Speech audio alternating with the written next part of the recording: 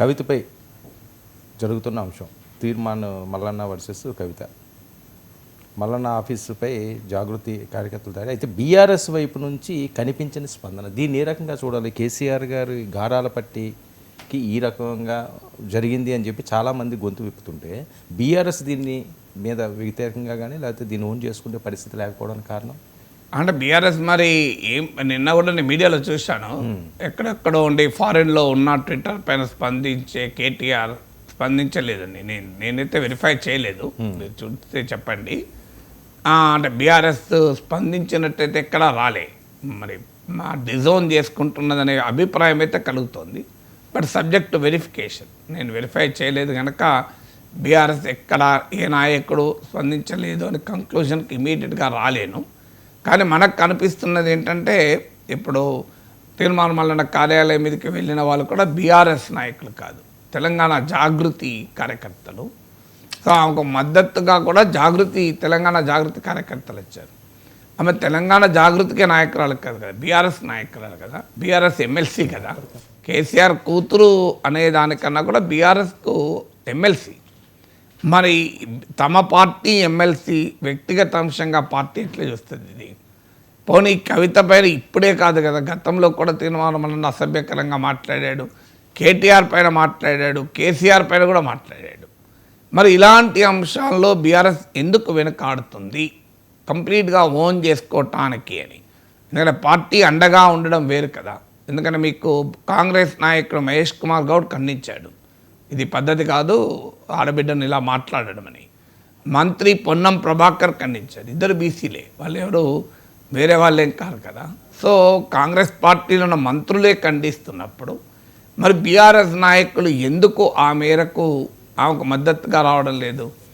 పోనీ ఇది ఏదన్నా బీసీ వర్సెస్ ఓసీ అవుతుంది అని బీఆర్ఎస్ అనుమానిస్తే, బీఆర్ఎస్ దగ్గర కూడా చాలామంది సీనియర్ బీసీ నేతలు ఉన్నారు.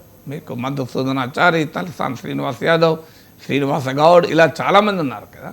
మరి ఆ బీసీ నేతలైనా రంగంలో దించవచ్చు, బీసీ మహిళా నేతలకు కూడా ఉన్నారు కదా, రంగంలో దించవచ్చు. మరి బీఆర్ఎస్ ఎందుకో ఆ స్థాయిలో కవితను ఓన్ చేసుకోవడం లేదు అనేది క్వశ్చన్.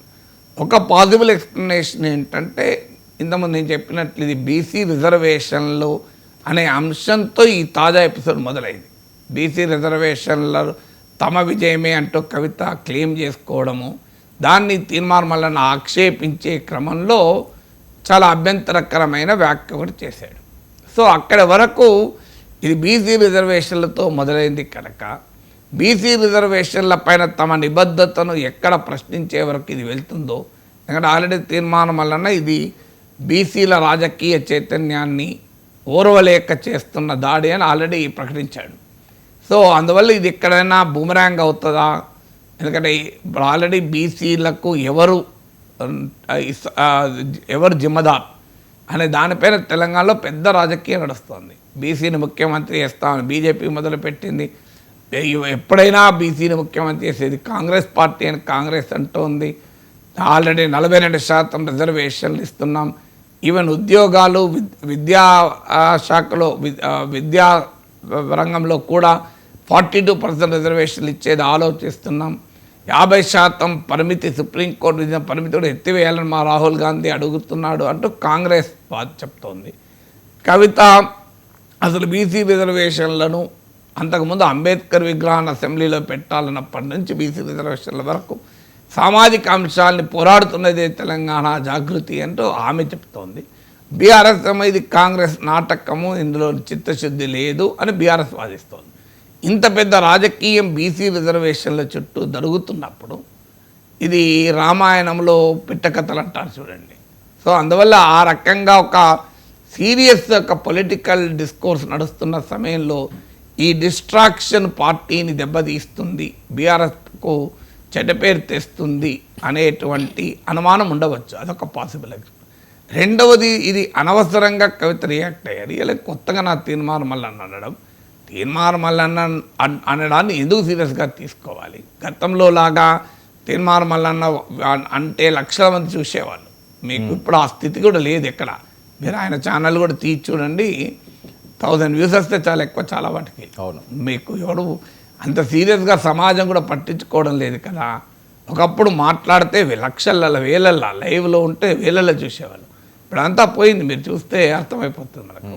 ఈవెన్ ఈ కవిత ఎపిసోడ్ వీడియోలు కూడా చూడండి, నేను పెట్టిన వీడియోకి 1,00,000 వ్యూస్ వచ్చాయి. సో నేను ఫస్ట్ రియాక్ట్ అయిన వీడియోకి 1,00,000 వచ్చాయి, తర్వాత రియాక్ట్ అయిన వీడియోకి కూడా మీ దాంట్లో కూడా ఇప్పుడు 1,00,000 పైన వచ్చాయి. సో అందువల్ల మనకు నేను పెట్టిన వీడియోలకు లక్షలలో వ్యూస్ వచ్చినాయి, కానీ ఒరిజినల్ తీర్మానం వల్ల ఛానళ్ళకి వెళ్ళి చూడండి పెద్ద వ్యూస్ లేవు. అందువల్ల ఎందుకు రియాక్ట్ కావాలి దీనిపైన? అనవసరంగా కాంగ్రెస్ నుంచి బయటకు వచ్చాక తీర్మానం వలన ఏదో ఆయన పైన ఆయన చేసుకుంటున్నాడు. ఆయన ఏం ప్రధాన పార్టీలో లేనప్పుడు ఆయనతో ఎందుకు ఘర్షణ? ఇప్పుడు కాంగ్రెస్లోనో బీజేపీలోనో తీర్మానం వలన ఉంటే ఆయనతో ఘర్షణ పెట్టుకుంటే ఉపయోగం ఉంటుంది, కానీ ఆయన ఏ ప్రధాన పార్టీలో లేనప్పుడు ఆయనతో ఘర్షణ పెట్టుకోవడం వల్ల ఆయనకు ప్రాధాన్యత పెంచడమే అవుతుంది కదా, దానివల్ల ఉపయోగం ఏంటి? సో ఆయన ప్రాధాన్యతను పెంచడానికి కవిత దాడికి ఉపయోగపడింది కదా అనేటువంటి భావన కూడా చాలామందిలో ఉంది. అది బీఆర్ఎస్లోనే కాదు, జనరల్ సర్కిల్స్లో కూడా ఉంది. ఎన్నిసార్లు ఆయన మాట్లాడితే కొత్త మళ్ళీ రేపు మాట్లాడా, సో ఇప్పుడు లేని ప్రచారాన్ని కల్పించారు కదా అనే భావన కూడా చాలామందిలో ఉంది. సో అందువల్ల కవిత సింప్లీ ఇగ్నోర్. ఇట్లాంటి వాళ్ళు చాలామంది ఉంటారు, ఐ డోంట్ కేర్ అని చెప్పాల్సింది పోయి ఎందుకు దాడి చేశారు అనే అందులో దాడి దాకా పోయే వరకు దాడి అనే క్వశ్చన్ వస్తుంది, మాటలు పోయి దాడి మొదలుకు వచ్చింది కదా. సో ఇది అనవసరపు తంటా తెచ్చింది కదా కవిత. ఏంది ఇది? Just ignore. Larger political issues పైన పొలిటికల్ పార్టీస్తో ఫైట్ చేయాలి తప్ప ఇండివిజువల్స్తో ఫైట్ చేస్తే ఏమొస్తుంది? వ్యక్తులతో ఫైట్ చేస్తే ఏమొస్తుంది? పార్టీలతో ఫైట్ చేయాలి, కాంగ్రెస్తోనో లేకుంటే బీజేపీతోనో ఫైట్ చేయాలి కదా అని బీఆర్ఎస్ నాయకత్వంలో ఒక భావన ఉండవచ్చు. ఎందుకంటే చాలామంది బీఆర్ఎస్ నాయకులతో మాట్లాడినప్పుడు ఈవెన్ సమాజంలో ఉన్న చాలామంది కూడా ఇగ్నోర్ చేయాల్సిన అంశం దీనిపైన ఎందుకు రియాక్ట్ అయింది కవిత అని. ఇప్పుడు కవిత రియాక్ట్ అయ్యే వరకు మనమంతా రియాక్ట్ కావాల్సి వచ్చింది. ఒకవేళ కవిత అది రియాక్ట్ అయిన తర్వాత 24 గంటల దాకా దానిపైన ఎవరు కామెంట్ కూడా పట్టించుకోలేవారు. కవిత దాడి చేసేదాకా తీర్మానం అలాంటి ఇట్లా అనడం కూడా ఎవరికి పెద్దగా తెలియదు. ఇప్పుడు కవిత ఆరోపణ కూడా అదే కదా, నా మీద అన్న తర్వాత 24 గంటల వరకు ప్రభుత్వం ఏమని లేదు, సమాజమే పట్టించుకోలేదు. ఇప్పుడు నేనే చూడలేదు, అది ఎవరు చూడలే. ఇప్పుడు తెలంగాణ జాగృతి కార్యకర్తలు వెళ్ళి తీర్మానం కార్యాలయంపై దాడి చేశాక తిరిగి వెతుక్కొని ఆ వీడియో చూడాల్సి వచ్చింది ఏమన్నారని. సో అప్పటిదాకా వీడియో నాలాంటోడే చూడలేదు. రోజు ప్రతి వార్తను క్షుణ్ణంగా ఫాలో అయ్యే నేనే చూడలే. సో తర్వాత ఏమన్నాడని చెప్పి వెనక్కి వెళ్ళి చూడాల్సి వచ్చింది. సో అందువల్ల అది దానికి అనవసర ప్రచారాన్ని కూడా కల్పించారు కదా.